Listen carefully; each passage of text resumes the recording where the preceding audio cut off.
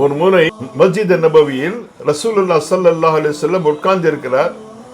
சஹாபாக்கள் அவரை சுற்றி பயபக்தியுடன் அமர்ந்து கொண்டிருக்கிறார்கள். அந்த சமயத்தில் ஒரு பெண் திராட்சையின் கொத்தி எடுத்துட்டு வந்து ரசூலுல்லாஹ் ஸல்லல்லாஹு அலைஹி வஸல்லம் முன்னால வைத்து, யா ரசூலுல்லாஹ் நீங்க இதை சாப்பிடுங்கன்றாரு. ரசூலுல்லாஹ் ஸல்லல்லாஹு அலைஹி வஸல்லம் என்ன செய்யறாருன்னா, ஒன்னு எடுத்து சாப்பிடுறாரு. சாப்பிட்டுட்டு மொத்தம் இருந்த திராட்சையும் கம்ப்ளீட்டா வந்து அவரே சாப்பிட்டுறாரு. சஹாபாக்கு ஒரே வேப்பு.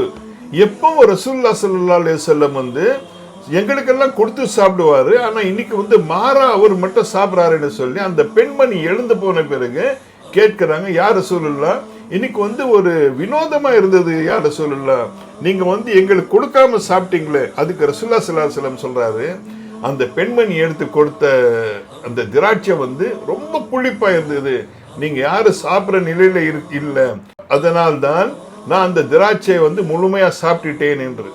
அல்ஹம்துலில்லாஹ். ரசூலுல்லாஹ் ஸல்லல்லாஹு அலைஹி வஸல்லம் எப்படி உம்மத்தில் வந்து நடந்தாரு, இதிலிருந்து என்ன தெரியுதுன்னா, இஸ்லாம் வந்து வாழ்